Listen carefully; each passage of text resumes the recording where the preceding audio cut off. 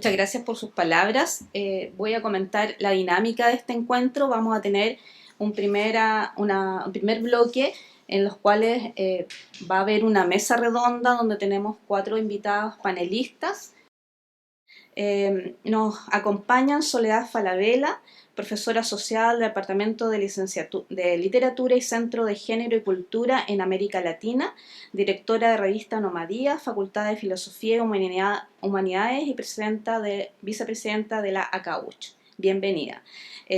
Pamela Iguiguren, matrona de la Universidad de Chile, máster en Salud Pública y Gestión Sanitaria de la Escuela Andaluza de Salud Pública de la Universidad de Granada, doctora en Salud Pública de la Universidad de Chile, cuenta con experiencia laboral en el sistema público, en atención primaria y como asesora de programas vinculados a la salud sexual y reproductiva. Amaya Pavés, profesora titular de la Universidad de Santiago de Chile, académica de Salud Pública en la Facultad de Ciencias Médicas, doctora en antropología en la Universidad del País Vasco, y sus líneas de investigación están asociadas a género, cambio cultural y envejecimiento. También nos acompaña la profesora Viviana Sobredo, doctora en Ciencias de la Educación y jefa de la Unidad de Docencia, Departamento de Pregrado de la Vicerrectoría de Asuntos Académicos de la Universidad de Chile. Agradecemos su participación.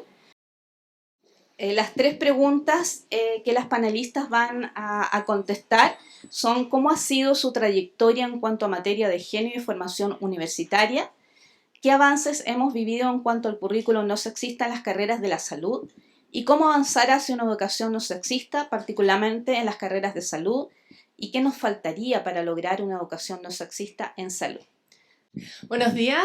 Bueno, como decía, mi nombre es Soledad Falabella. Yo llevo, yo diría, trabajando en temas de género desde los 90, principios de los 90, cuando decidí dedicarme a estudiar la poesía de mujeres en literatura. Decidí trabajar con la poesía de Gabriela Mistral, en un tiempo cuando Gabriela Mistral todavía estaba como en las catacumbas y era un poco mal mirada.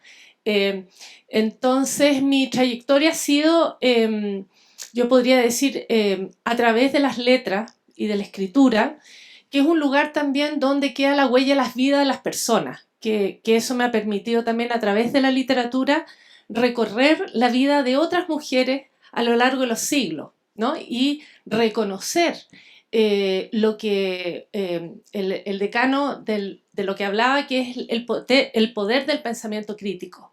Por ejemplo, pienso en Sor Juana Inés de la Cruz, cuando ¿no? la Sor Juana, la gran poeta que le decía la mujer barbuda en España, porque no podía ser que no tuviera barba alguien tan inteligente, ¿no?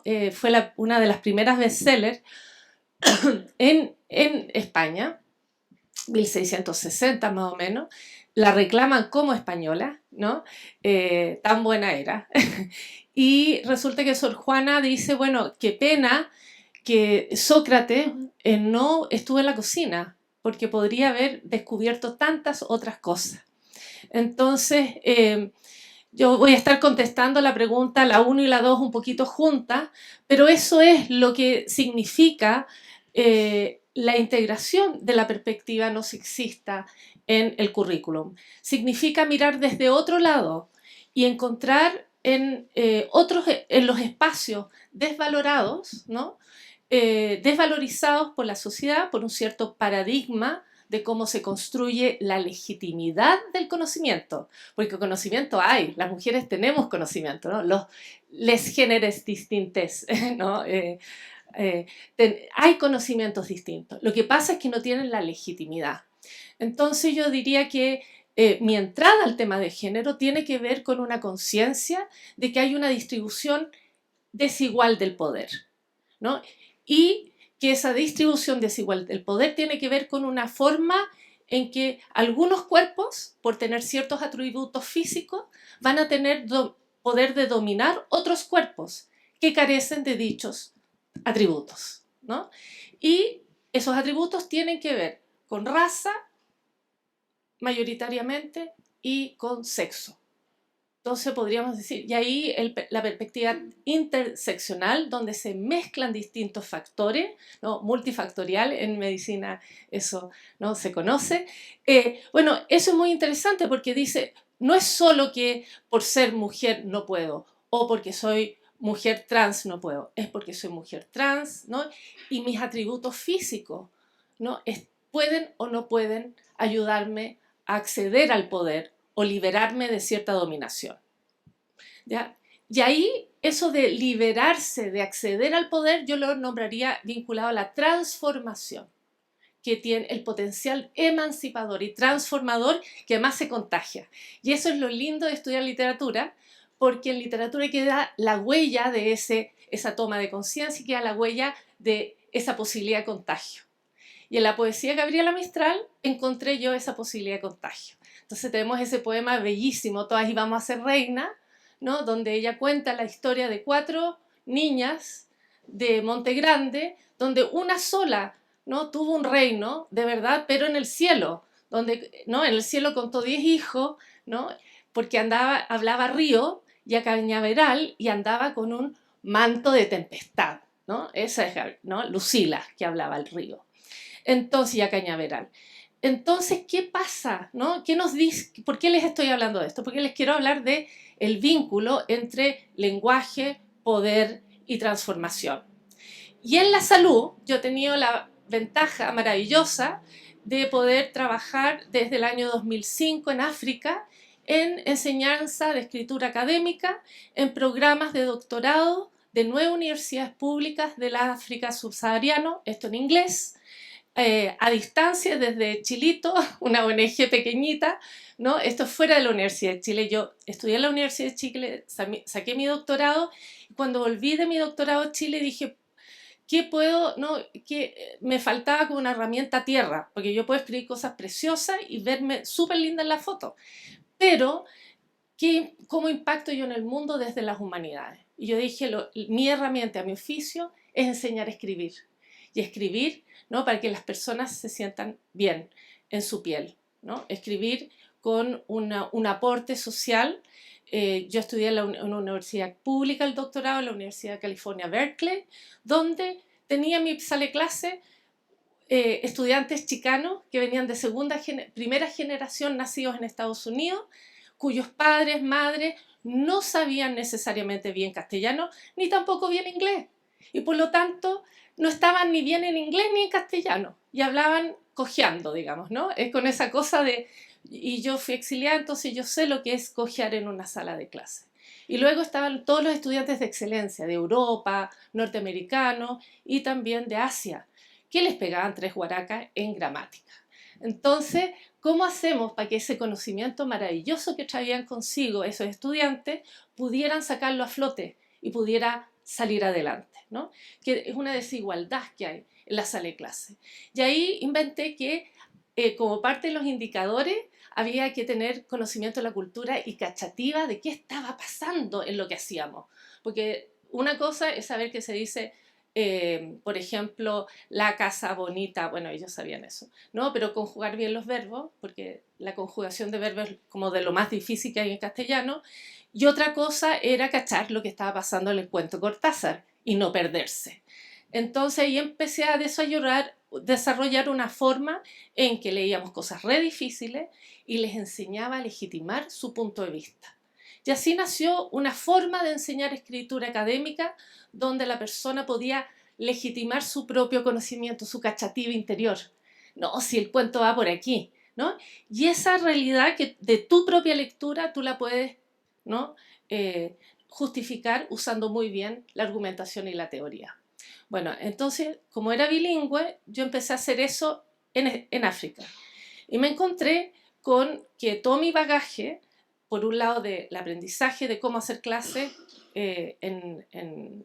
podríamos decir, en salas de clase heterogénea, se mezclaba con la conciencia feminista que yo había adquirido durante todos estos años de estudio, porque fui a estudiar, ¿no?, desde el feminismo, y toda la teoría feminista vinculada al deseo de querer, ¿no?, llegar a algo para empoderarme y transformar la vida o emanciparme, si estamos en el lenguaje de Hegel y Marx, ¿no? Y la teoría crítica, ¿no? Para tomar las astas y transformar el mundo.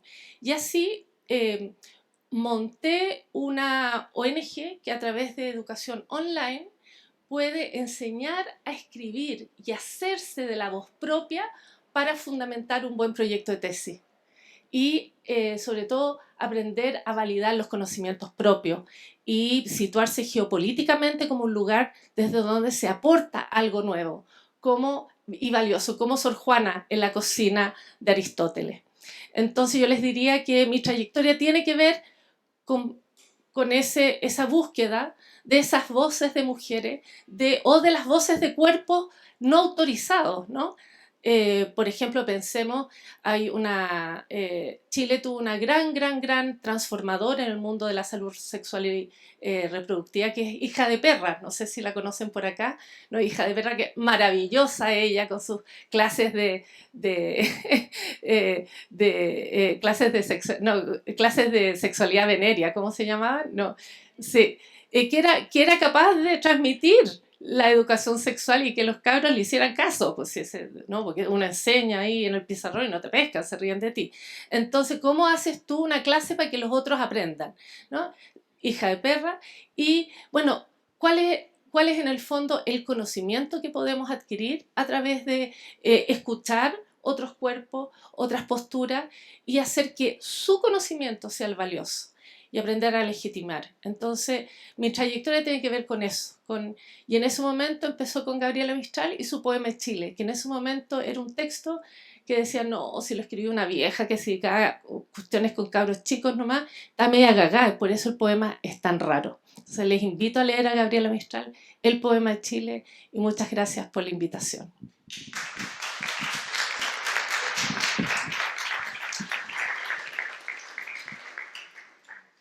Vale, bueno, buenos días a todos, todas y todes. Interesante cómo hay cosas comunes en las historias, ¿no? En mi caso, creo que, bueno, yo estudié obstetricia acá en la Universidad de Chile y creo que también veo un germen que tiene que ver con la educación popular, que es como en los ámbitos en los cuales me empecé a mover luego que egresé, desde ONG, y además en un momento también en dictadura en Chile, donde esa vida, esos saberes, la represión, digamos, tenía también una expresión en el daño, digamos, sobre la salud, que muchos profesionales y muchas profesionales jóvenes desde las ONGs trataban en el fondo de hacer frente y entregar herramientas en el fondo para la defensa del derecho a la salud en esos momentos. Como veían ahí, mi trayectoria también pasa por África en un momento, nos dimos cuenta que tenemos temas ahí para conversar. Siempre trabajé con mujeres, digamos, trabajando en temas de salud sexual y reproductiva. Luego se me llegó también al ámbito del sistema público. Pero fue en el momento digamos, de tomar estudios de posgrado, de hacer un magíster en salud pública, que lo hice en Granada, que pude hacer la síntesis, digamos, teórica con el tema de género, ¿no? Y con el tema de género y salud. Y terminando ese magíster es que llego, digamos, a la Escuela de Salud Pública, y en ese momento no había, digamos, género en la formación en el magíster de salud pública, por lo tanto era como el primer desafío. Pero yo venía además con la impronta, no era una académica, ¿no? Había hecho mi magíster, pero venía con la experiencia de la educación popular. Entonces venía con todo este tema de la participación, de otros métodos, digamos, de enseñanza, y bueno, ahí entre ensayo-error, pasarla mal en algunas clases, pasarla mejor en otras. Yo creo que fui, digamos, haciendo camino con el tema de la enseñanza en salud pública, digamos, de género. Inicié con una clase, me recuerdo, en bases conceptuales de la salud pública, que era una clase de género, Y recuerdo que en las primeras clases había cierta incomodidad. Esto era el 2004, ¿no? Había cierta incomodidad y siempre salía alguien defendiendo a los varones, ¿no? O sea, cuando uno hablaba de la subordinación de las mujeres, de cómo eso se representaba en una peor salud mental, todos los temas de cuidado, etcétera, etcétera, se generaba algo, y aún hablando de masculinidad, ¿eh? Porque no era que o sea, yo tenía clarito el abordaje de género como que nos afecta a todos y a todas, digamos, ¿no? Entonces no era ese el tema, pero se generaba esa incomodidad y salía alguien defendiendo a los varones porque era como hablar de las culpas, ¿no? Como situar, ¿no? en una cultura también tan culpabilizadora como la nuestra, las culpas situadas en los individuos, ¿no? Y no en el sistema, no en un análisis crítico, digamos, de cómo es que se construye eso, ¿no? Cómo es que se construye ese orden de género. Y bueno, hace ya 20 años casi de eso, y claro, las cosas han cambiado, esa clase la sigo realizando, y hoy día ya no hay eso, ¿no? Esa incomodidad ya no está, por el contrario, hay una sensibilización mucho mayor. Yo me recuerdo que preguntaba en ese entonces, ¿quién ha trabajado en género?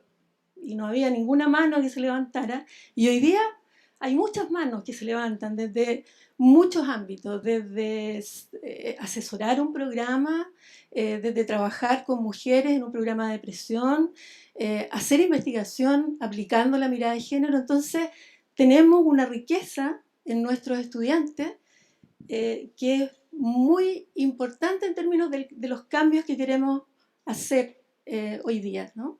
Y lo mismo pasa con el pregrado. Ahí también, me recuerdo en el curso de diagnóstico de salud, empezamos a incorporar género como como determinante social en el análisis que hacían de la situación de salud.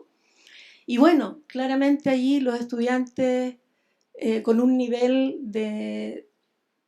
yo diría, de reflexión y de pensamiento y de feminismo también presente en ellos y ellas, que son súper desafiantes también como grupo, como estudiantes, ¿no? Aquí tengo dos en esta línea. Entonces, yo creo que la aplicación en nuestro campo disciplinar, digamos, en la salud pública, en mi trayectoria y creo que probablemente en la vida de muchas de las feministas que estamos aquí, que trabajamos en esto, también tiene un componente de activismo. No es solo la docencia, también es el activismo. Porque es el feminismo. Y yo creo que justamente un tránsito que me ha pasado en la vida es, claro, la primera mirada, el primer ojo que a uno se le abre respecto de su propia vida, de su propia trayectoria. Y desde ahí es inevitable el encontrarse con otras, sobre todo con otras mujeres, pero con otros, en esas reflexiones, en esos saberes que tú mencionabas, ¿no? de cómo se enfrenta, cómo se gana autonomía, cómo se lucha por la autonomía en una sociedad particularmente represiva y castigadora, digamos, como la nuestra, que también de los tiempos, digamos, de dictadura hemos heredado el escapar del conflicto, el no disentir, particularmente la generación nuestra, y que es súper importante para hacer un cambio en la formación, para tener educación no sexista, romper esa barrera. Y esa barrera tenemos que partir como docentes, digamos, por mirarnos y entender cómo están operando nosotros primero para poder enfrentar el cambio, digamos. Esa sería la primera pregunta.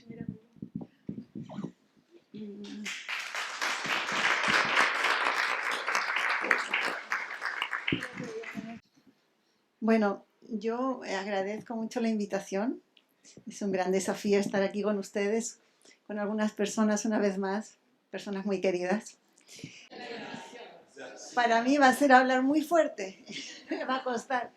Les decía que les agradezco mucho la invitación. Una vez más, aquí yo he venido más al departamento de enfermería conozco y tengo una muy buena relación con Patricia y con Denise hace mucho tiempo. Y mi trayectoria en la temática de género empieza de una manera diferente y se articula con las de ustedes y con la de muchas, ¿no? Primero, decir que yo soy vasca chilena, pertenezco a una familia y ahí aplico a la interseccionalidad que dice Soledad, yo sumo la de clase, ¿sí? Porque pertenezco a una familia muy conservadora en Chile y en el País Vasco también, pero la cultura vasca es diferente. Entonces tenía la imagen de una mujer poderosa, de unas relaciones igualitarias, de mucho respeto, que aquí en Chile eso pues no se da muy bien, ¿no? Entonces primero decir eso, que sí soy chilena, aunque hable un poco raro. Entonces la aproximación que yo hago a esta temática de género la hago desde el cuestionamiento, desde muy pequeña y desde las perspectivas, por una parte este control social que tú bien señalas, Pamela, y la libertad o la apertura, la trayectoria en España. Uno de mis viajes más complejos, porque viví en las dos partes, fue a los 14 años, cuando es el momento del silenciamiento, cuando se impone el silenciamiento de las mujeres, allá tenía todas las posibilidades de desarrollarme y llego aquí a Chile, a un país que estaba en los inicios de la dictadura, y además a un espacio social muy conservador, que si bien posicionaba a la mujer desde la perspectiva, la valoraba, era desde lo femenino y desde lo tradicionalmente femenino. Y ahí hay una tensión con la cual yo me voy construyendo. Después entro con estos desafíos que a uno le pone la vida, que uno no sabe por qué, entro a estudiar enfermera matrona en la Universidad Católica, porque además seguía el linaje de mi familia, por lo tanto tenía que estar en la Universidad Católica, con lo cual los problemas de las tensiones políticas en mi construcción como mujer adulta se empezaron a manifestar más fuerte, pero también a la vez la buena socialización hace que uno se subordine, pero siempre eres como un poco la rara, además hablaba raro, por lo tanto era más rara todavía. Y ahí fue, lamentablemente lo tengo que decir, a mí me gustó muchísimo estudiar enfermería, porque es una carrera, y ustedes saben que es además en este momento muy importante, porque es la única ciencia que se define del cuidado en un momento cuando el cuidado no era ciencia. Y por lo tanto, es apasionante estudiarla, pero no ejercerla.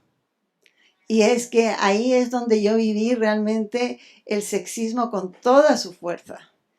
Tampoco tanto diría yo en la escuela, un poquillo, porque te van condicionando para lo que va a ir en el medio laboral. El gran problema que se produjo fue la devaluación que yo sentí, y ahí hay otra interseccionalidad que tiene que ver con estudiar, ser una persona. Me devalué en mis capacidades, o sea, me hice tonta de ser la primera en mi generación en el colegio, me transformé en una tonta en salud, en el medio público, ¿no? O sea, en las relaciones de saberes.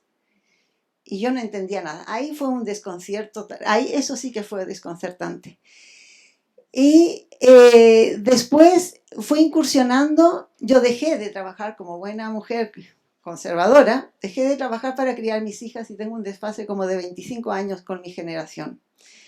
Y empecé a educar, crié a mis hijas, me dediqué a ellas y entonces empecé a leer a las feministas y también entré a cursos sobre género. En esa época los daba la Flaxo, en 1997.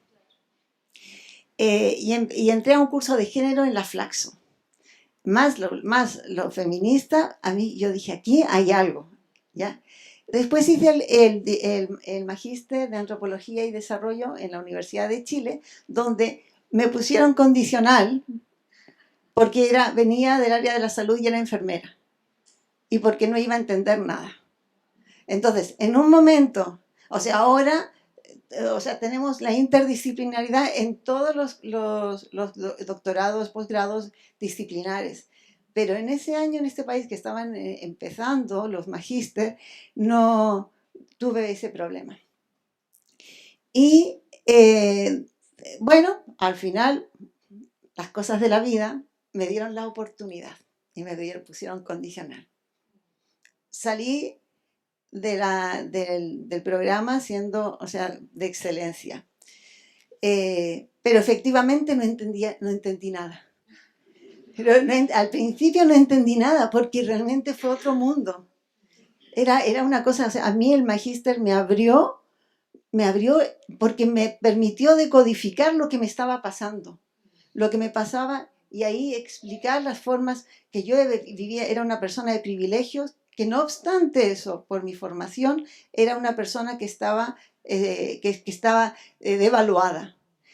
Y también entendí las devaluaciones de los otros. O sea, fue realmente mágico. Y ahí entonces decidí ir a hacer el doctorado, y fui a hacer el doctorado al País Vasco. Yo soy de Navarra, pero me fui no fui a la Universidad ni del Opus, ni fui a la Universidad Pública de Navarra. Fui a la Universidad del País Vasco porque yo sabía que si yo me quedaba en Navarra, mi familia me iba a limitar. De hecho, un tío me dijo, tú te vas, te van a llevar al huerto, me decía, te van a llevar al huerto. Bueno, y ahí también la vida me regaló el encuentro con las feministas, con feministas muy importantes. Mi directora fue Teresa del Valle, y fue el feminismo el que a mí me permitió comprender, y junto con la antropología, fue la antropología feminista, poder comprender cuáles son los mecanismos de sujeción, ¿sí? Y cómo nos construimos subordinadas, temerosas. Bueno, la cosa es que fue fantástico. Yo no sé qué aprendí más, o sea, saqué el doctorado, pero en el temas de personal fue, no sé, era libre, me dio libertad. Y ahí yo me dedico más a feminismos, más que a género. No obstante, en la universidad yo trabajo las temáticas de género, porque al final ahí, bueno, yo ahí tengo una atención epistemológica con respecto al uso del género. Para mí el género es, como lo acaban de señalar mis compañeras, es una categoría construida para poder decodificar las relaciones de poder estructurales, asimétricas, los privilegios y el prestigio que atraviesan a toda la sociedad, donde unos grupos son dominantes, como acaban de señalar ellas, y las otras personas caemos en desgracia.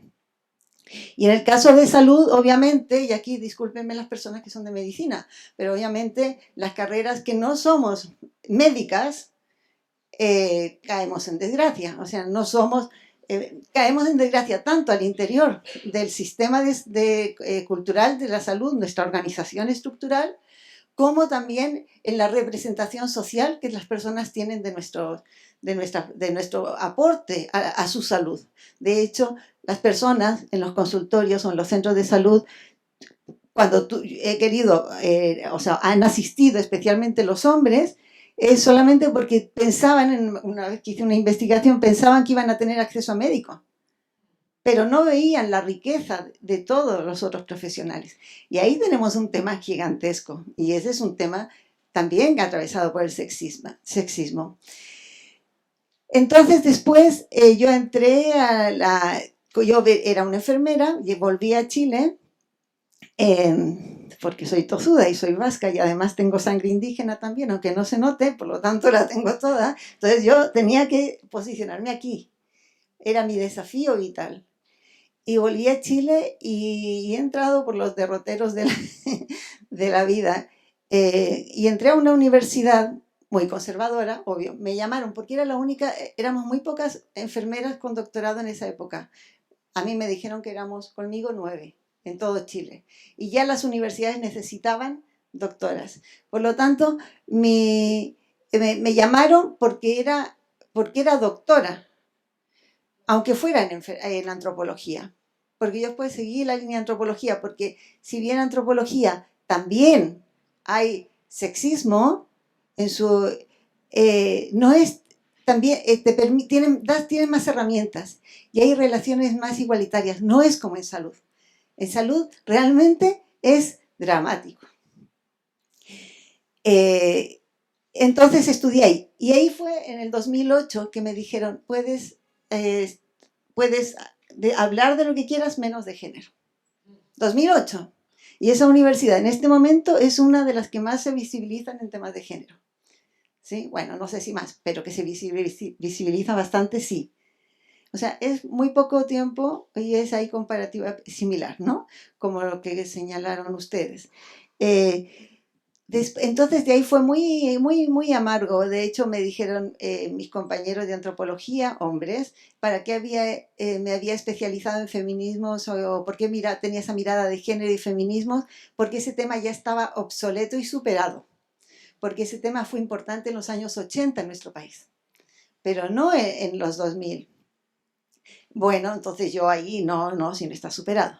Y ahí, de nuevamente, la vida siempre a uno le da cositas y regalos.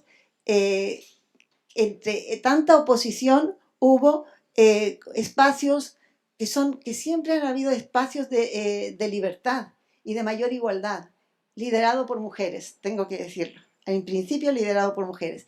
Y me invitaron a la Universidad de Santiago, que era yo quería porque es la universidad, para mí es la universidad más cercana a lo público sin ser pública.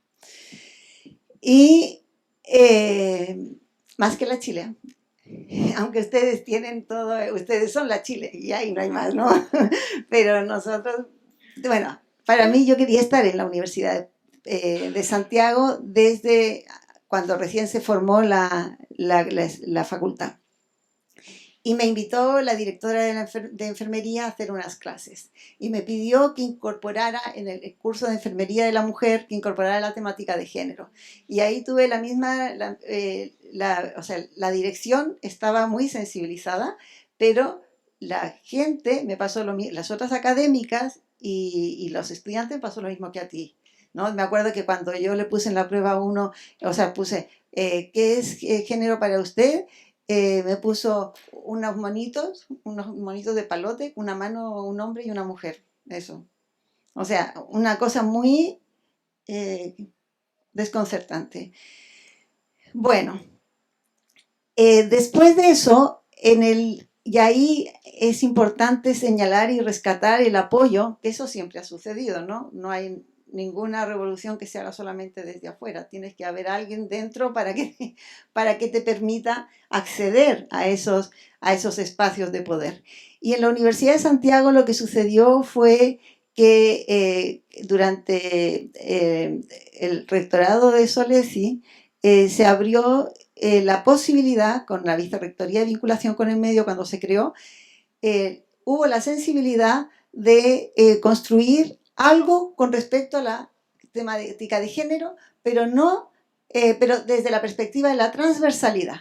O sea, el objetivo era iniciar el proceso de transversalidad de género en la universidad. Estamos hablando del 2014 y en el 2015 se creó el punto focal en el cual yo participé directamente. Se contrató a una persona que trabajó el tema, que fue la jefa, o no sé, la que dirigía el punto focal, y ahí hicimos un proceso inductivo, una red triestamental para poder abordar y sensibilizar a la comunidad, porque había académicas que trabajaban la temática de género, pero en sus investigaciones o de manera individual. Entonces iniciamos el proceso colectivo para ir generando esta perspectiva transversal y hicimos con todos los estamentos, funcionarios, estudiantes y académicas, y nos juntamos todos. Y entonces empezamos a hacer un plan de acción de acuerdo con el plan estratégico de la universidad y empezamos a hacer los lineamientos para la política. Eso se instaló el año 2015. Posteriormente empezamos a pensar en un diplomado de transversalidad de género para funcionarios y funcionarias de la universidad, académicas, las mezclamos académicos con funcionarios, pero no estudiantes porque estaban en momentos vitales diferentes. Entonces hicimos un curso con la Vicerrectoría de Apoyo al Estudiante, que todavía lo impartimos, que es Género, Derechos Humanos para la Sostenibilidad Social. Y ahí solo trabajamos con estudiantes de toda la universidad, todos, o sea, de todas las facultades. Y ese tema, bueno, eso se fue posicionando, se inició la mesa con las direcciones con las otras universidades, con académicas de otras universidades que tenían a través de Mulíes, se conocieron en Emulíes, y entonces cuando regresaron a Santiago se hizo esta mesa que ahora es la comisión que asesora al CRUCH en temas de género y de igualdad. Y después de eso, bueno, hemos seguido trabajando en la temática de transversalización de género y he trabajado en el tema también en salud, con los temas con las dificultades, y ahí yo creo que uno de los grandes, que es una pregunta más abajo, pero lo voy a decir ahora, tiene que ver con el tema cultural. Mi reflexión va por dos caminos: tema cultural y el tema de los cuidados, la importancia de los cuidados y la interdisciplinaridad en la temática del sexismo. Y entonces el tema de salud ha sido más lento. Efectivamente, tenemos muchos avances que están marcados por los dos grandes hitos. Uno son los ODS con la Agenda 2030 que Chile ratifica, que se imponen y que obligan al Objetivo 5.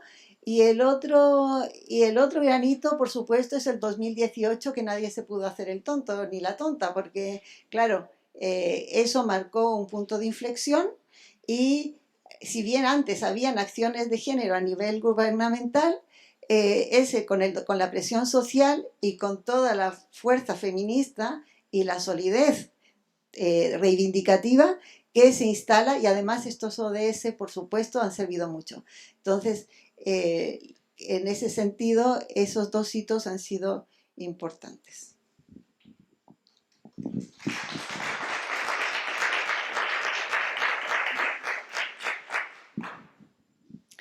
Hola, buenos días. Primero que nada, agradecer la invitación, y quiero decir que para mí es un honor compartir este espacio con tremendas mujeres y con tremendas trayectorias en los temas de género. En mi caso, bueno, ustedes saben, vengo de la Vicerrectoría de Asuntos Académicos del Departamento de Pregrado, y no tengo trayectoria en género, tampoco en salud. Entonces ustedes me dirán, ¿qué hace esta señora acá? Yo me pregunté lo mismo cuando me invitaron.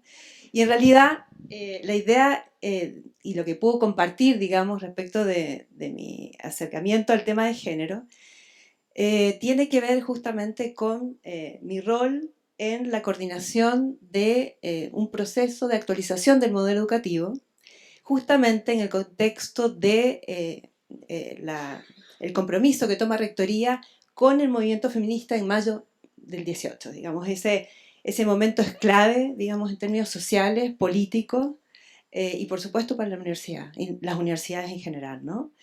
La Universidad de Chile venía trabajando, digamos, en estos temas desde 2013. Teníamos Dirección de Igualdad de Género, centros de investigación, digamos, en la FACSO, que generan pensamiento en esta línea, pero todavía no se estaba trabajando y no habían sido interpelados o suficientemente interpelados las currículas, ¿no? La formación, la investigación, la producción de conocimiento en las profesiones, en fin. Y justamente el movimiento feminista le plantea a Rectoría, digamos, dentro de su petitorio, el erradicar la educación sexista, ¿no? Y al principio justamente se planteaba esto como muy complejo. De hecho, el movimiento, por su solidez, digamos, fue persistente en la línea de trabajar las mallas curriculares, y la Universidad de Chile venía de procesos de innovación curricular que habían sido muy largos, ¿no? Y lo digo porque en la Facultad de Medicina se trabajó durante años en ese tema, como la mayoría de las carreras.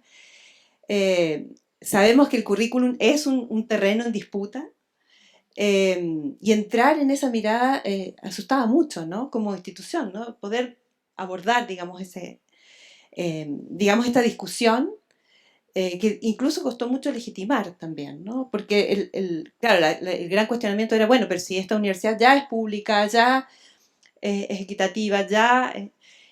y nos damos cuenta que no era suficiente decir que había un compromiso con la equidad, con el pluralismo, sino que era necesario avanzar y visibilizar temas relacionados con la desigualdad de género y con las brechas, que todo esto ya se están demostrando en investigaciones en la universidad. Estamos pensando, por ejemplo, del biombo a la cátedra, que estaba mostrando brechas al interior de la universidad. Y en ese sentido, el gran argumento, o el primer argumento, yo diría, que dio pie, digamos, a pensar en actualizar el modelo educativo, fue precisamente saber y asumir, digamos, como institución, que estas brechas de desigualdad, que significan finalmente violencia para mujeres y para disidencias sexuales, constituye, digamos, un déficit democrático que está reñido justamente con el mandato fundacional y misional de la universidad. Es decir, no nos podíamos hacer los desentendidos, como bien decían, ¿no? Había que asumir, digamos, esta transformación. Y se pensó justamente en el modelo educativo porque es un documento estratégico. ¿Y en qué sentido? Es un documento que permite articular un lenguaje común en torno, digamos, a cómo entendemos los procesos formativos en toda la universidad. Es un documento que es construido y debatido triestamentalmente. Ya habíamos pasado por una actualización a propósito de incorporar el principio de equidad e inclusión. Por eso en algún momento fue, bueno, si ya tenemos un principio de equidad e inclusión suficiente, ¿no? Y fue muy interesante cómo el debate instala la necesidad de mostrar la especificidad que esto tiene, ¿no? Respecto de lo que significa terminar con la desigualdad de género, ¿no? Y la no discriminación, que tiene que ver también con incorporar todos los discursos asociados a las disidencias sexuales, ¿no? O la diversidad sexual. Y entonces, claro, ¿por qué se ve como un documento estratégico? Porque es un documento que articula, digamos, la conversación en torno a cómo se entiende la formación o la docencia en los distintos niveles, desde lo macrocurricular hasta lo microcurricular. Y en ese sentido es estratégico porque, de alguna manera, con eso garantizábamos que, digamos, una mirada compleja para pensar los procesos formativos, porque el riesgo en ese momento de decir, bueno, ponemos más cursos de género y ya está, ¿no? O agregamos en la bibliografía mujeres y con eso, digamos, o sea, el riesgo de, digamos, buscar soluciones rápidas en ese momento era grande. Era necesario complejizar la mirada, era necesario lograr sinergia entre procesos y entre actores, era necesario avanzar, digamos, una mirada holística, si se me permite, y que incorporara los procesos formativos en su complejidad, ¿no? Y en sus distintos niveles. Y el modelo educativo de alguna manera lo plantea y lo permite, ¿no? Es un marco de referencia que es amplio, es abierto y es dinámico, y su dinamismo está probado precisamente porque llevamos 2 actualizaciones en menos de 5 años, o sea, quiere decir que es un espacio de conversación que abre la conversación, no la clausura, ¿no?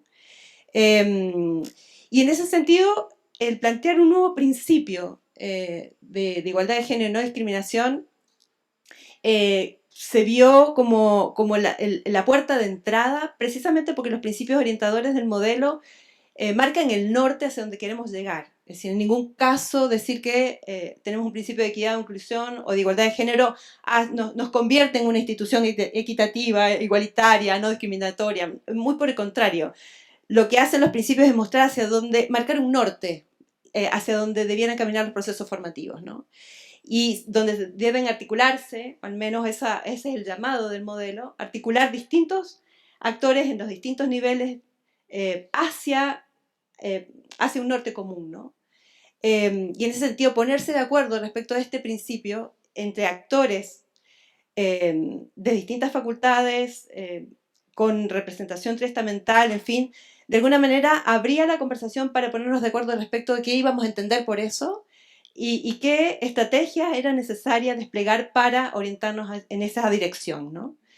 Y en ese sentido, bueno, se consideró que fue un avance en términos de lograr un modelo educativo que además es un documento que está asociado a los procesos de acreditación, por ejemplo. Es decir, de alguna manera mandata o nos compromete como institución. Era lo que muestra de alguna manera la voluntad política también de avanzar en esta línea, ¿no? En ese sentido, después le puedo contar cuáles son, digamos, las estrategias que se esperan desplegar para implementar el modelo educativo en esta línea, pero asociado, digamos, a ese proceso, se conforma un comité ejecutivo del que formo parte, y desde ahí también puedo contarles cómo vamos con eso, que tiene que ver con el sello Genera Igualdad, ¿no? Es un proyecto que está en el marco de un convenio de la Universidad de Chile con el PNUD, con la idea de que la universidad logre un sello de igualdad de género y no discriminación. Estamos en la segunda fase ya del proceso. Abarca, digamos, este proyecto todas las funciones de la universidad, la docencia, la investigación y la extensión. Y en el ámbito de la docencia, particularmente, el departamento de pregrado asume, digamos, el compromiso de avanzar en 9 metas, de las que puedo contarles un poco más, y que van justamente en la dirección de implementar este modelo educativo, ¿no? Y en ese sentido, digamos, este proyecto lo que busca justamente es la transversalización de la perspectiva de género en los distintos procesos formativos, en el ámbito de lo curricular, de la docencia, del aprendizaje, y con eso queremos nosotros poder avanzar, digamos, en esta mirada integral, ¿no? Y sinérgica de la que les comentaba antes. Así que yo podría contarles que desde ahí voy a hablar o voy a contar un poco más de qué va lo que estamos haciendo en el departamento de pregrado.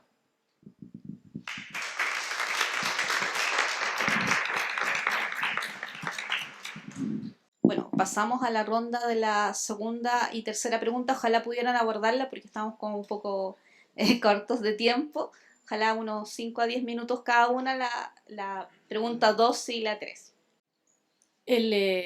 Los programas con los que trabajo en África son programas de salud pública y estudios de la población en las universidades de Nairobi, Eldoret, Johannesburgo, Makerere, que es en Kampala, Uganda, Ibadan en Nigeria, y otra más que no me sé, el Oyabdolam, que está pero también en territorio yoruba. Nunca me sabía el nombre entero, pero es el nombre de una persona muy importante.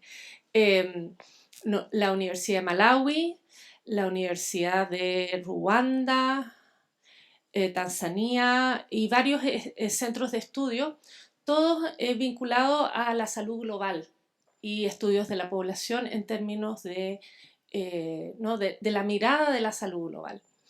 Y bueno, viniendo desde las humanidades, para mí ha sido como todo un aprendizaje, aprender, ¿no?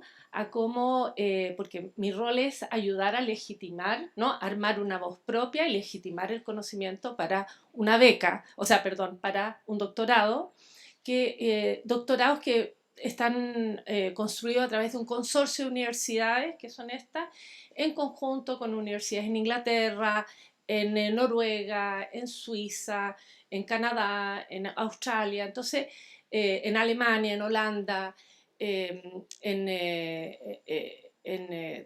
más? Finlandia está también. Bueno, un montón de países que se involucran, y Chile, ¿ya?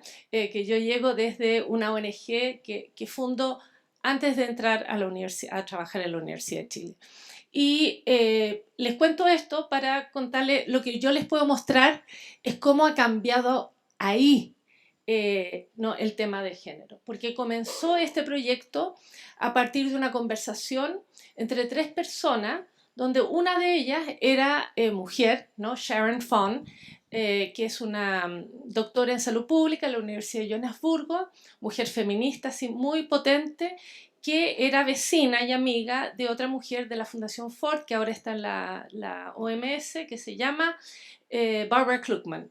Y las dos sudafricanas, y ellas tenían una visión de cómo los valores de las humanidades y el pensamiento crítico eran necesarios para instalar otro tipo de mirada en los programas de salud donde se pudiera valorar lo local.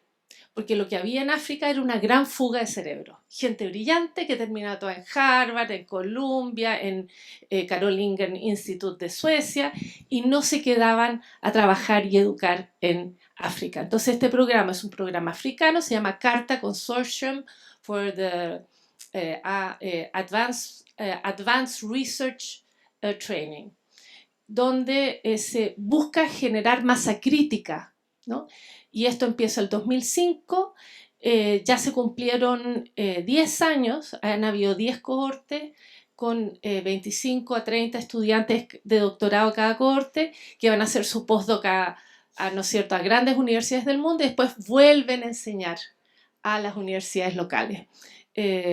Y ha sido, la verdad es que precioso ver cómo se desarrolla y uno de los grandes impulsores de, ¿no?, la mirada de pensamiento crítico, la mirada feminista, estaba en la base, ¿no?, de este proyecto de intervención en las universidades públicas subsaharianas. Y ahí comenzamos, ¿no?, con cohortes donde habían casi solo hombres, muchos de ellos cuyos doctorados tenían un valor relativo, porque en África las universidades son más jóvenes, ¿no? La liberación, ¿no?, la independencia africana ocurre en los años 50, 60, donde los programas de doctorado son más jóvenes y la universidad es una institucionalidad más joven. Subsahariano estoy hablando, ¿no? Si vamos para arriba son las primeras universidades de la Tierra. Entonces, que hay una diferencia muy grande también.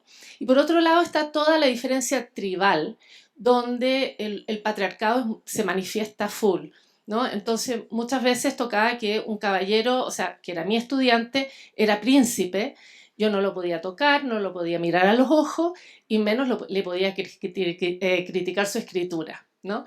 Entonces nos tocó primero hacer un trabajo muy fuerte con el cuerpo y con la voz.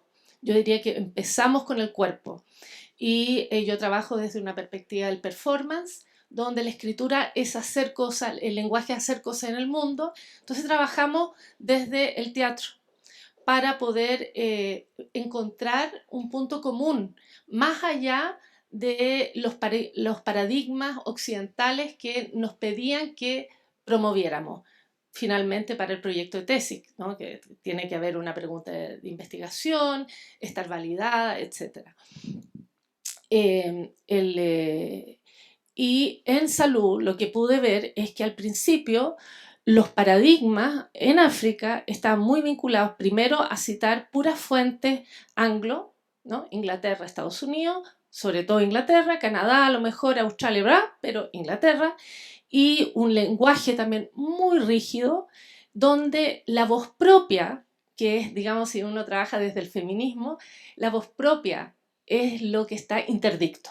Pobre de ti que haya una subjetividad detrás de la escritura. No, aquí esto es conocimiento objetivo y pobre de ti, ¿no? Y lo tremendo ahí es que la verdad es que eso es una falacia, ¿no?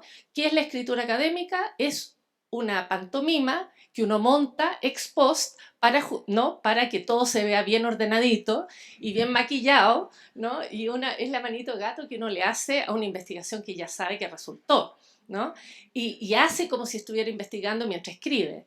Eso es una cosa. Entonces he visto dos cambios grandes. Lo primero es que se ha ido haciendo cada vez más interdisciplinario. Y eso es muy bueno, porque quiere decir que se está posibilitando la apertura hacia miradas distintas, ¿no? Pensemos en cuerpos distintos, lugares distintos. Bueno, la otra cosa muy importante que yo he visto es que los cuerpos, ¿no?, de las personas que entran a esta, que también es una acción afirmativa que hizo el programa, donde hay una equidad de género y ahora hay más mujeres.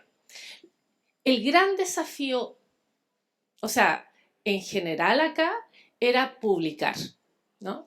Entonces nuestro primer curso fue para publicar un artículo académico en una revista indexada internacional. El primer capítulo de la tesis es un Literature Review, una revisión bibliográfica crítica, donde tenían que justificar su mirada del campo en base a una discusión crítica de la literatura, haciéndose ¿no?, poniendo primero un problema, ¿no? Y cada vez más pudimos ampliar, ¿no? Afiatar una voz que no tuviera que subyugarse a la escritura en off. Yo llamo como si hubiera una voz, ¿no? De Dios escondida como detrás de bambalinas que habla y las cosas están ordenadas delante en un escenario. Cada vez más pudimos ver que una subjetividad entraba el texto. Yo diría que lo bonito es que vamos viendo un conocimiento que se llama encarnado, ¿no? Un conocimiento que se hace cada vez más partícipe de la vida de las personas y donde la vida de las personas tiene importancia. Por ejemplo, una investigadora que viene de Kenia, que es ella es dentista y investiga cómo hacer tapaduras con el cemento de Kenia y no tener que traer el cemento que viene directamente de Alemania que nadie puede pagar. Entonces, podemos hacer tapaduras en Kenia y eso me importa a mí porque en mi familia ninguna mujer, ¿no? Se nos cayeron a todas las mujeres se nos cayeron los dientes. A mí me importa. Y esa historia de cómo ella llega al conocimiento entra en el proyecto de tesis, entra y justifica y legitima. Entonces yo vuelvo al tema, perdone, yo soy lenguaje, poder y transformación. Y lograr que esa voz, ¿no? Ese cuerpo que al principio no hablaba, ¿no? Cuerpos hermosos que, sobre todo mujeres, pero también hombres, no nos han tocado, no me ha tocado cuerpo, o sea, personas trans, ¿no? Con muchos países de África tienen interdicta la homosexualidad, entonces el tema de derechos humanos allá es duro, ¿no? Pero hemos visto cómo se ha diversificado y también han salido personas cada vez más dueñas de su propio camino y de poder levantar la voz y transformarse, ¿no? Como tú cuentas, son historias de transformación de vidas, ¿no? Porque cuando uno se mete con género y con el feminismo, uno está haciendo una autocrítica permanente, porque somos producto del patriarcado, ¿no? Entonces, lo que yo rescato y sería precioso si pudieran integrar es un cuestionamiento, ¿no? A Descartes, ¿no? Que además son casi 600 años de Descartes, o sea, ¿no? Y estamos en Chile, el poto del mundo, o sea, ¿quién llega a Chile? O sea, sí, no, mi familia también, o sea, hay que estar bien perdido en el mapa de la tierra para llegar a este país, si es que uno no es mapuche o aymara o no, es como, es un lugar lejano, ¿no? Yo me demoro 50 horas para llegar a Nairobi, así como, o a Ruanda, no sé, vivimos muy lejos, ¿no? ¿Y qué tenemos que perder si hablamos con voz propia? ¿No? ¿Qué está en juego? Yo diría eso. Para mí la educación no sexista es jugársela. Es jugársela para que, si me permiten, yo después les leo un poema, para que haya otra vida posible, ¿no? Y el tema de los derechos humanos, ¿no? La democracia y los derechos humanos, porque es así que podemos, no sacarnos los ojos y tener un lenguaje que nos sea útil para llegar a acuerdos, ¿no? Porque si hablamos con puras fórmulas de voz en tercera persona y pasivos, o sea, no, pues si yo estaba en el baño, por eso no voté. No, yo no puedo, ¿no? No, yo no contesto porque no, ¿sabes qué? Yo prefiero no meterme en problemas, mañana hay que ir a trabajar igual. O sea, ¿dónde está el cuerpo? ¿No? Entonces la voz con cuerpo, con vida, con pasión, con deseo. Yo creo que la transformación feminista y no sexista tiene que ver con eso, con el derecho a ser y tener voz propia en la universidad. Gracias.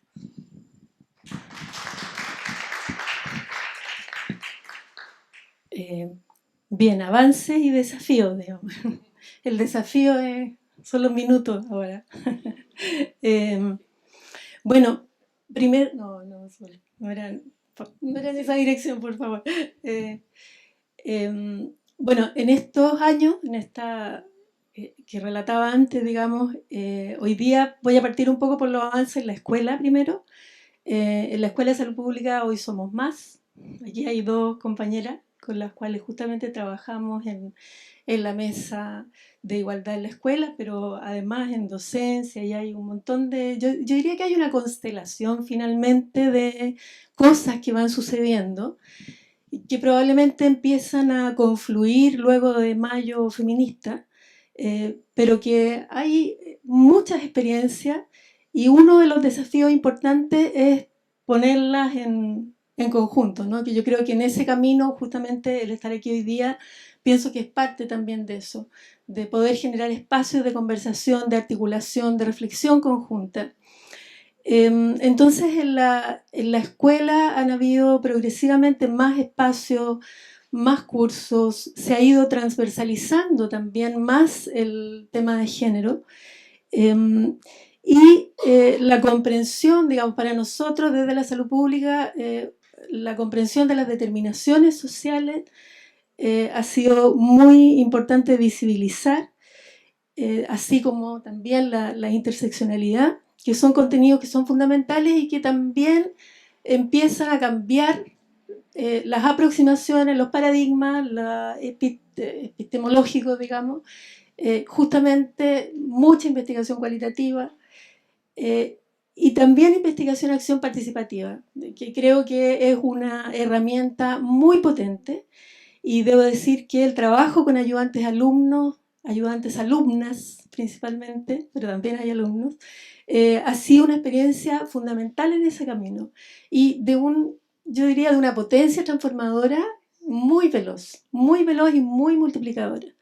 Yo creo que ahí hemos aprendido muchísimo, juntas, y hay de hecho, una investigación en el año 2017 que fue iluminadora, digamos, con estudiantes de quinto año de medicina sobre la docencia en ginecología y obstetricia, que yo creo que despertó muchas cosas en nosotras, despertó la urgencia también, despertó la constatación de que nada va a cambiar si no hay acciones realmente transformadoras que no son las aulas, no son las clases, ¿no? Las acciones transformadoras tienen que sobrepasar las salas de aula.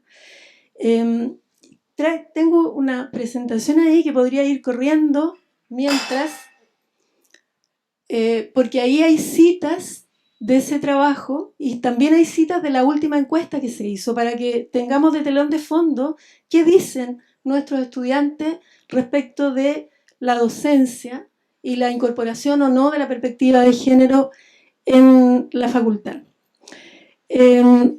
Bueno, esa investigación causó revuelo realmente y hubo incluso temor de consecuencias que tuvieran los alumnos del campus clínico, hubo que protegerlos, es decir, fue bien trascendente en ese sentido. Y cuando viene Mayo feminista, digamos, en el 2018, creo que es un hito muy importante que nos ayuda como escuela, pero como también como facultad, a juntarnos y al igual que en otras facultades, tener la creación de la dirección de género, que es un hito muy importante, empujado por las estudiantes, ¿no? Eso yo creo que hay que tenerlo súper claro, o sea, son las estudiantes las que empujan desde abajo, porque yo creo que ahí también, o sea, tendremos una educación no sexista si somos capaces de abajo hacia arriba de construirla. El respaldo institucional es súper importante, tener en el fondo un respaldo explícito, pero el cambio transformador viene de abajo. Entonces, bueno, en el 2020 se crea la Mesa de Educación No Sexista con el impulso de DIGEN, donde hemos estado participando, y eso nos dio impulso también para generar otras mesas más pequeñas al interior de las distintas unidades. Y ahí es donde hay una constelación, un abanico, ya no sé cómo decirlo, pero hay una explosión de múltiples actividades. Y que la primera tarea como mesa que nos pusimos fue justamente realizar un diagnóstico sobre la incorporación de la perspectiva de género, que es lo que van a ver después, digamos, la encuesta. Este es el trabajo inicial, digamos, de los estudiantes y las estudiantes de medicina. los resultados de la aplicación de la encuesta que se aplicó en las distintas unidades a estudiantes y académicos y académicas ha sido un insumo súper relevante. Y ahí nuevamente a mí me hace clic el tema de la investigación, ¿no? La producción de conocimiento y cómo ese conocimiento se pone en movimiento. O sea, para poder transformar tenemos que saber qué tenemos que transformar, porque los caminos los tenemos que hacer, no están hechos. Y en términos también de cambios curriculares, yo creo que se empiezan a abrir, pero es una puerta pesada, difícil, y hay que encontrar dónde están esos canales. Hoy día empiezan a aparecer algunas luces por ahí de estudiantes que han hecho camino y que van a comenzar a participar en espacios como ese, ya egresadas, que es una noticia muy reciente, pero que nos llena de entusiasmo. Y acabamos de trabajar también colaborativamente en una guía para la educación no sexista en carreras de la salud. Y bueno, ahí vamos, ¿no? Confluyendo, y sobre todo yo creo que no podemos olvidarnos de la triestamentalidad, que es una característica también de la mesa acá en la facultad y que también ha sido muy importante, y hay que seguir haciendo camino ahí porque nos falta también mucho en el tema triestamental y en la incorporación de las preocupaciones y necesidades de las funcionarias, y de un abajo hacia arriba también para transformar, porque la jerarquía en esta universidad y digamos lo que tú dices, el no reconocimiento, ¿no? El no reconocimiento de capacidades, de la presencia del discurso de las funcionarias también en lo que es esta Universidad de Chile, es algo que es parte, yo creo, de esta transformación. Entonces, bueno, yo diría que, para terminar, digamos, los diagnósticos son muy relevantes porque en salud la naturalización opera de forma muy importante sobre la cultura de las profesiones y organizaciones de salud, y deconstruir y desmontar requiere cuestionar la forma en que el conocimiento clínico y profesional se adhiere a construcciones culturales como parte del conocimiento técnico. Y eso en salud ocurre con un nivel de naturalización y de hegemonía que es impresionante. En el estudio que mencionaba, y digamos que ustedes vieron algunos de esos resultados, es patente como prácticas sexistas han estado basadas, justificadas y naturalizadas en sesgos de género, lo cual también es posible ver en la política pública del sector salud. O sea, no es solo, obviamente, la formación. Por ello, cada vez más, y aquí esto creo que es importante, una vez que género está instalado, necesitamos escapar de la mirada tecnocrática, de la instalación del concepto de género como el fin, porque lo que requerimos es instalar el feminismo, ¿no? Porque finalmente hablar del concepto de género y hacer análisis de género se transforma en un ejercicio estático que no logra transformar nada y que además no cuestiona el propio concepto, ¿no? En la medida en que nosotros somos capaces de usar el género, digamos, porque es un concepto que nos ayuda a la lucha, pero que somos capaces de usarlo críticamente, estamos construyendo, yo creo, la línea, digamos, de transformación. Por lo tanto, el desafío en la formación pienso que que conlleva un espíritu subversivo. La desigualdad en nuestra historia y en nuestra cultura está arraigada a un conservadurismo muy represivo, muy violento, y que contiene el orden de género en su médula. Por lo tanto, como lo decía antes, digamos, hay una marca también, una herencia de la dictadura que tiene que ver con menos ciencias sociales en la formación, en los currículums de las carreras de la salud, que hay que subvertir. Los y las profesionales de la salud que formamos, pienso que deben ser capaces de iniciar transformaciones, tienen que ser capaces de rebelarse cuando propositivamente, no necesariamente con piedras, pero sí rebelarse propositivamente y con proyectos cuando se les plantea, por ejemplo, ejecutar políticas que su intuición y su cuerpo les dice que van en una dirección errada. No podemos formar profesionales de la salud que van a ser ejércitos que no reflexionan sobre las políticas que están implementando. Y eso, para eso, digamos, hay mucho que cuestionar, mucho que transformar, porque las construcciones de género atraviesan de forma ejemplar las formas de vivir, de significar las relaciones humanas, las sexualidades, la reproducción, cuidar, trabajar, etc. O sea, en salud estamos en un campo de batalla, digamos, particularmente necesario y complejo. Por eso necesitamos generar procesos con los estudiantes y para ello no desarrollar solo contenidos, sino métodos. Eso, a mi juicio, es muy relevante, métodos reflexivos, constructivistas, participativos, investigar conjunto con los estudiantes, reflexionar sobre las prácticas en salud e incidir más en los campus clínicos, porque eso que veíamos por ahí antes tiene que ver con lo que pasa también en los campus clínicos y no podemos mantenernos ajenos, digamos, como universidad, solo porque administrativamente hay complejidades que superar. Entonces, bueno, proteger para ello, seguir protegiendo, porque yo creo que estamos en un buen camino como facultad, creo que el estar aquí hoy día es una muestra de eso, hay mucho trabajo de muchas mujeres detrás de esto, de estudiantes también, para ir llegando a estos espacios de la manera que se está llegando. Y por lo tanto, proteger la reflexión colectiva sobre lo que hacemos y sobre cómo transformar, pero también sistematizar y evaluar.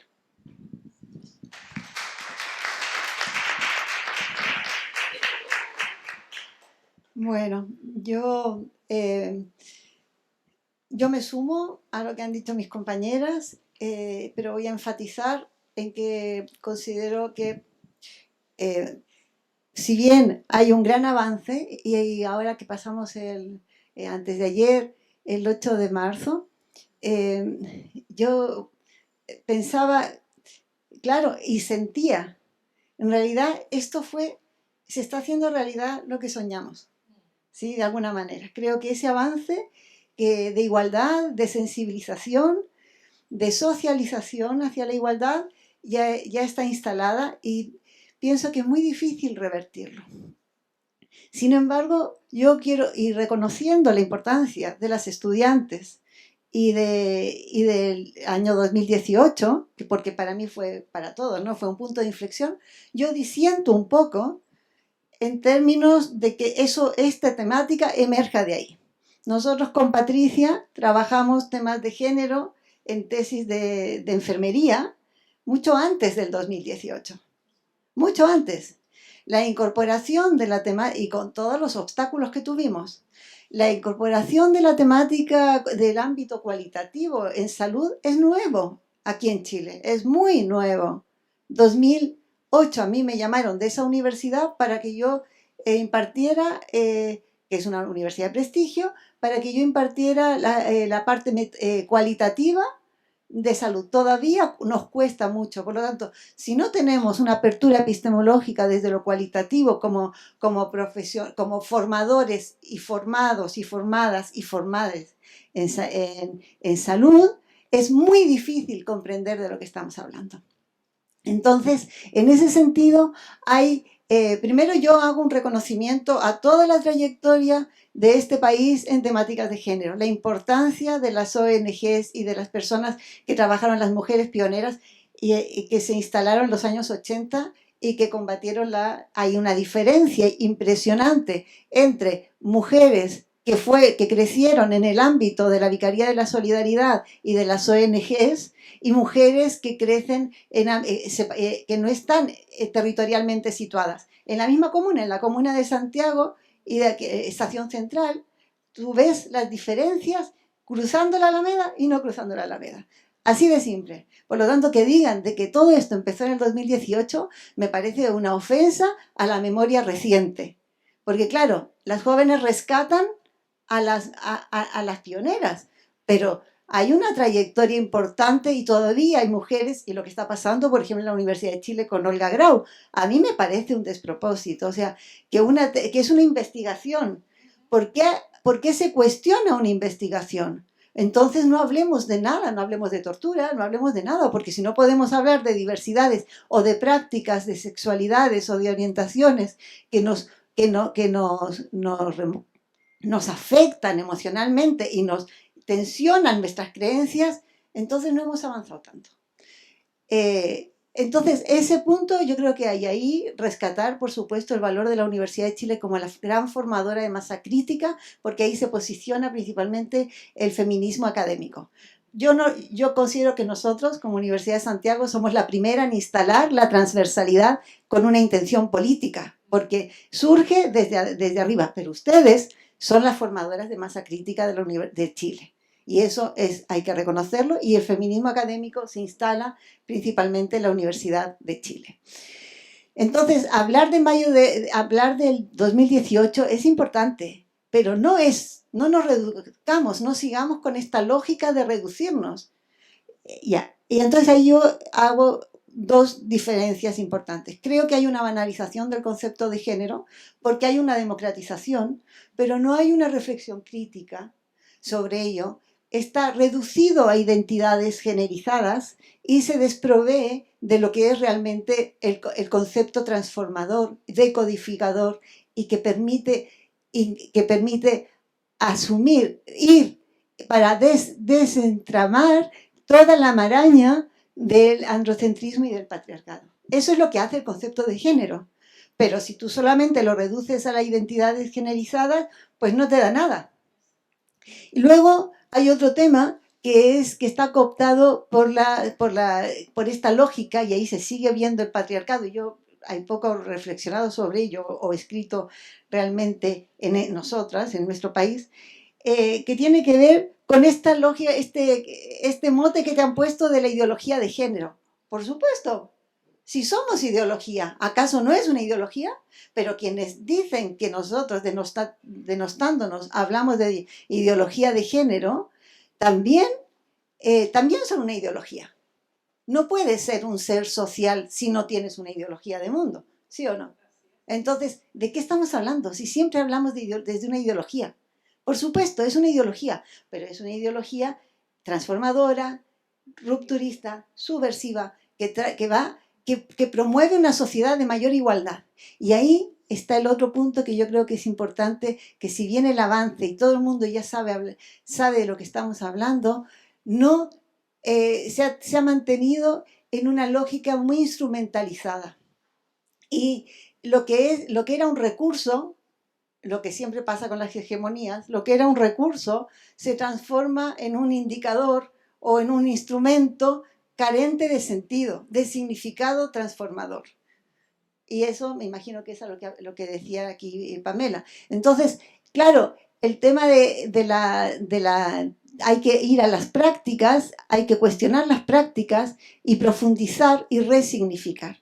Y como los grandes desafíos, yo creo que ahí tenemos que afrontar que nosotros en salud tenemos como esta doble perspectiva de sexismo que se va a potenciar en una sinergia.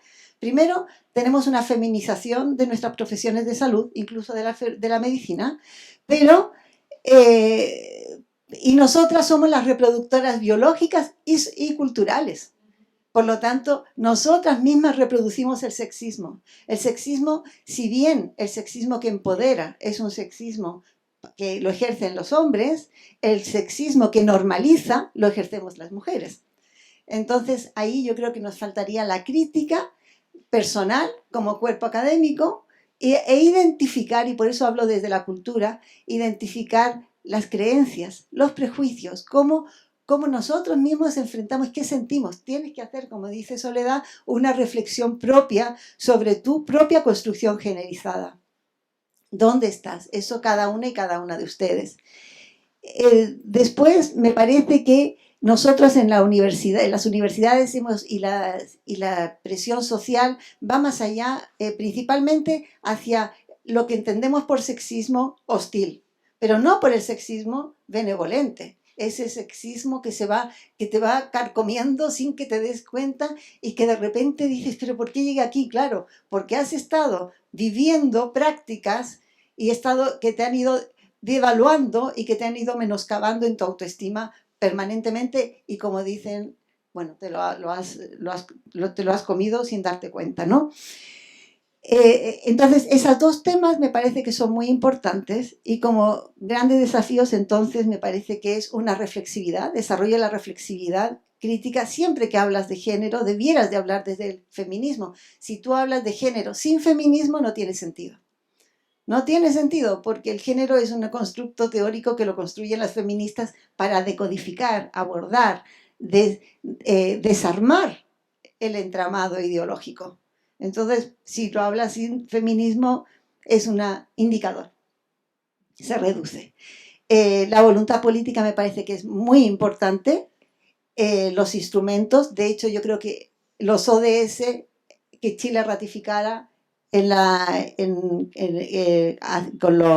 el plan de los 2030 es un imperativo. Eso fue muy importante. Y creo que el sexismo hay que abordarlo, como les dije antes, desde la interdisciplinaridad. Pienso que hay tres ejes que son importantes de analizar. Por ejemplo, uno es la desigualdad en la cultura que subyace a nuestra sociedad occidental, chilena, de pueblos originarios, también es desigual. Eso que tiene que está en lo más profundo de las asociaciones gregarias de los seres humanos en la mayoría de las culturas. El otro tema son los sesgos en salud. Creo que no podemos estar fuera de los sesgos de salud y que nosotros vamos reproduciendo. Y el tema de la violencia de género.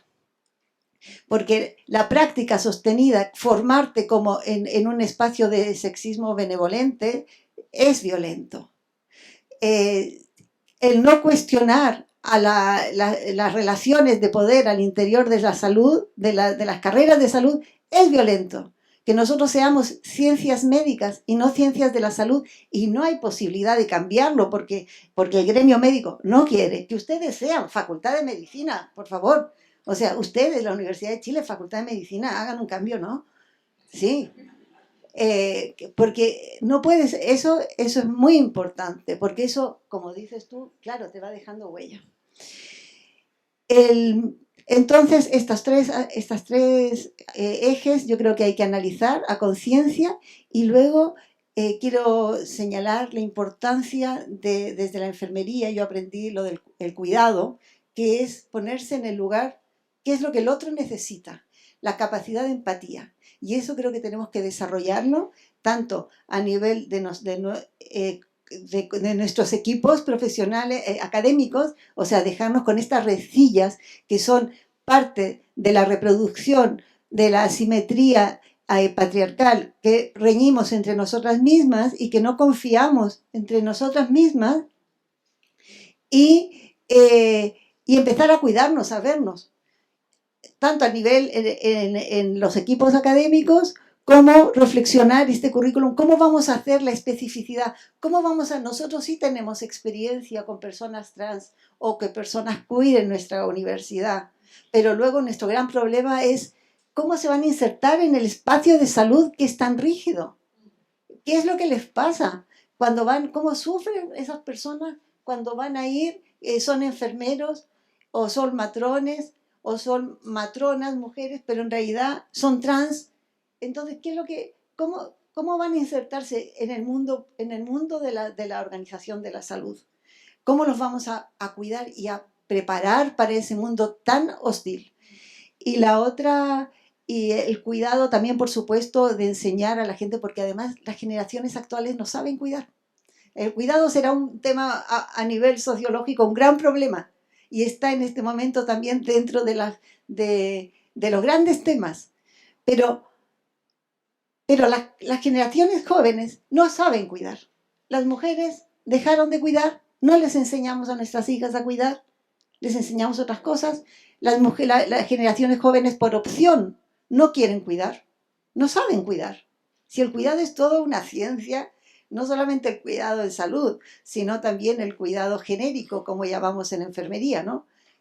Hay que aprender a cuidar. Y a las mujeres nos hemos enseñado a cuidar, y los hombres hacen, como dicen, pinitos de cuidados, pero hasta ahí nada más. O sea, yo hago esto, pero ya me cansé. No, eso no es cuidar. Entonces, ¿cómo le vamos a enseñar a cuidar también a las personas que no son pacientes, cambiemos también ese concepto, ese término, a las personas que reciben nuestros servicios desde una mirada de las necesidades que tienen esas personas, que tiene la comunidad. Y eso yo creo que son los grandes desafíos para disminuir, para erradicar lo que más podamos el sexismo. Voy a tratar de ser breve a pedido de la organización. A ver, muchas cosas me parecen que voy a tratar de ordenarlas. Muy de acuerdo, Amaya, con esta idea de que no empieza todo en mayo de 2018, sino que más bien lo que pasa, lo que sucede ahí es precisamente gracias a la densidad teórica, reflexiva, el activismo durante gran parte del siglo XX de parte del movimiento feminista, de los feminismos, digamos, es que fue posible un mayo en 2018, ¿no? Y lo que quienes lo miramos como un punto de inflexión tiene que ver más bien con lo que eso implicó a nivel institucional. Y en el caso de la Universidad de Chile, digamos que dentro de las universidades no podemos decir que es menos patriarcal, no hay institución menos patriarcal o más patriarcal que la Universidad de Chile, digamos, por su tradición, digamos, cómo enfrentar, digamos, una transformación en la línea de lo que el movimiento pedía y lo que la sociedad pedía, ¿no? Y es necesario, ¿no? A propósito de este déficit democrático, quizá no se puede negar. Y en ese sentido, una de las premisas que sostiene, digamos, la producción de la Comisión Triestamental es precisamente que los procesos formativos y la universidad en sí no es neutral, digamos, a la producción cultural y social del orden de género. Es decir, estamos hablando de un orden de género, estamos hablando de una construcción social que jerarquiza, que produce desigualdad y por lo tanto una sociedad injusta, ¿no? Y en ese sentido, también la comisión parte de otra premisa que me parece interesante y que tiene que ver con asumir que es precisamente en los procesos formativos en la docencia el espacio casi privilegiado de reproducción de estereotipos de género y de este tipo, digamos, y de reproducción de la desigualdad. Por lo tanto, la universidad y en los procesos de formación es un espacio privilegiado para la reproducción y por lo mismo para la transformación. Y otro elemento que es importante es que, si bien como primer premisa para avanzar en la implementación del modelo y en los temas curriculares se pone una competencia sello, que es compromiso con la igualdad de género y no discriminación, lo que estaría garantizando, comillas, ¿no? Que las y los estudiantes de la universidad, todos las y los estudiantes de la universidad se formen precisamente en este compromiso que espera repercutir no solamente en el ámbito ciudadano, es decir, en la línea de la formación integral, sino también en el ámbito de las profesiones y en el ámbito interpersonal. Es decir, cómo formamos personas íntegras, comprometidas en todos los ámbitos con la igualdad de género y no discriminación. Y en la discusión, en la competencia sello, lo que se llega precisamente es la necesidad de abordar esto desde dos perspectivas que las quiero retomar porque se plantearon en la mesa y que tiene que ver desde la perspectiva de los derechos humanos. Es decir, esto no es un tema de mujeres. Este no es un tema de mujeres. La verdad que pensemos que tiene que ver con las diversidades sexuales y que las mujeres, y ese es un problema y no lo vemos como un problema social, digamos, estaríamos abordando de manera miope, ¿no? El tema, y es uno de los riesgos. Hay varios riesgos, hay uno. Y la otra mirada tiene que ver con abordarlo desde una perspectiva interseccional, que también yo creo que se ha avanzado bastante en esa línea y que tiene que ver con asumir justamente cómo la desigualdad opera, digamos, también a partir de categorías que tienen que ver con raza, con clase, y que atraviesa digamos, la trayectoria formativa de todos y cada uno de las y los estudiantes que forman la comunidad universitaria, ¿no? Entonces, dicho eso, se plantea, digamos, esta competencia sello, digo, este tipo de procesos con esta vocación transformadora y desde la voluntad política permitió este tipo de conversaciones, que yo creo que es desde donde, que son el puntapié inicial para iniciar cualquier transformación, ¿no? Abrir la conversación respecto de estos temas, ¿no? Y generar ciertos acuerdos. Cuando se piensa que una comunidad como esta, tan compleja y tan diversa, los acuerdos son imposibles. Eso fue una premisa inicial, pero lo que siguió inmediatamente era la necesidad de generar ajustes curriculares, que entiendo que las carreras de la salud están en eso, precisamente para remirar las y los currículum a la luz, digamos, de estos nuevos elementos que se ponen en la mesa de manera urgente. Y ahí eso supone necesariamente entrar a los temas que tienen que ver con la producción del conocimiento, reconocer, digamos, la historia androcéntrica en la producción de conocimiento, revisar las epistemologías, precisamente, bueno, ustedes lo dijeron mucho mejor que yo, digamos, respecto, pero hay una conciencia de que la producción de conocimiento y las lógicas de producción de conocimiento operan desde una mirada androcéntrica que además niega y desconoce la producción que sí se ha hecho desde los estudios de género. Es decir, por un lado, cómo la lógica de producción de conocimiento tiene una mirada sesgada, pero por otro lado, cómo se ha negado sistemáticamente la producción de conocimiento que sí existe y que se ha negado, ¿no? Entonces, y con los elementos vinculados a lo cualitativo, digamos, a las epistemologías más fenomenológicas, holísticas, es decir, todo lo que el positivismo niega como conocimiento. Entonces, la discusión respecto de qué entendemos por conocimiento es una discusión que se abre desde estas conversaciones y que no es menor, digamos, ¿no?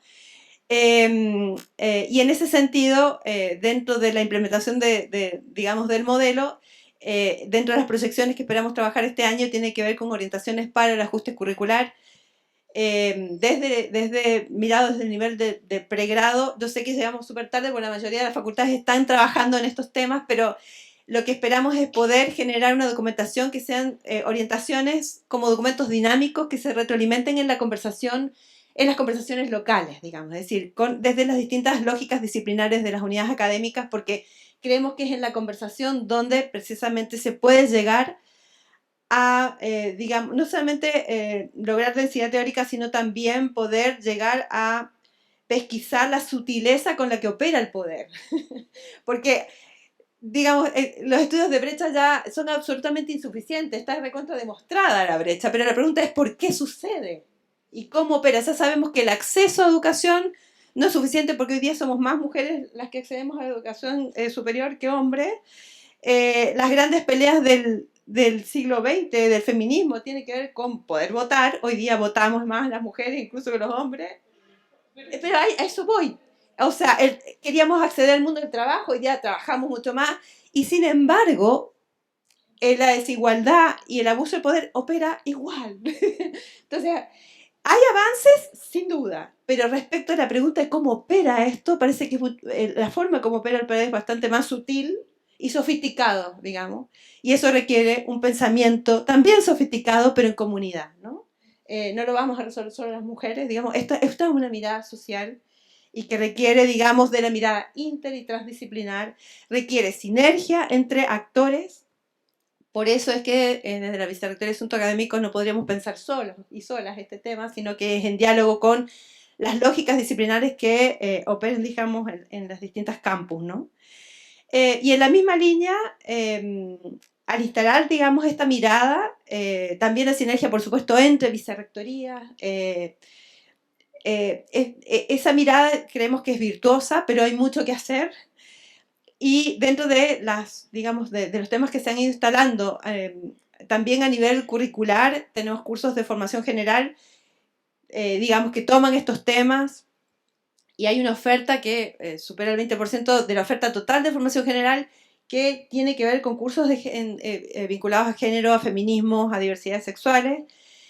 También desde el Departamento de Pregrado y la Unidad de Docencia, digamos, proponemos y tenemos cursos de formación para académicos y académicas que les interese discutir estos temas, digamos, de cómo enfocar la docencia con perspectiva de género. Este año también vamos a generar orientaciones para una docencia con perspectiva de género para discutir precisamente este tema. Como fruto también de la discusión se agregaron 2 preguntas a la evaluación docente, a la encuesta de evaluación docente, que busca pesquisar justamente situaciones de discriminación por identidad de género. Y lo que esperamos es generar informes para directores de escuela digamos, con los resultados semestrales, no en la línea de perseguir o penalizar alguna evaluación que fuera negativa, sino más bien como para abrir la conversación respecto de cómo orientamos a una docente o un docente que ha sido mal evaluado en esos términos, pero que no sabe cómo enfrentar esa situación. Es decir, en eso tampoco hemos sido formados, ¿no? Y reconocernos y acogernos en una comunidad que requiere visibilizar, pero para pensar de otro modo, ¿no? Y en ese sentido, las orientaciones son documentos dinámicos que se ponen en una web y se invita, digamos, a la comunidad universitaria completa a discutir digamos, tratar de establecer un análisis que permita pesquisar, como decía recién, la sutileza con la que opera estos temas. El lenguaje, la cultura, la producción de conocimiento son claves y pareciera que están determinando nuestro modo de abordar estos temas y de ver y de posicionarnos y de habitar nuestros cuerpos y de transitar la educación superior, ¿no? Y en ese sentido, creemos que al menos se abrió una conversación y lo que hoy queda muy claro es todo lo que queda por delante y lo visualizamos como la necesidad y la urgencia de abordarlo como comunidad universitaria. Y desde esa mirada es que se está trabajando desde el departamento de pregrado. Muchas gracias a las panelistas, muy interesante. Lamentablemente el tiempo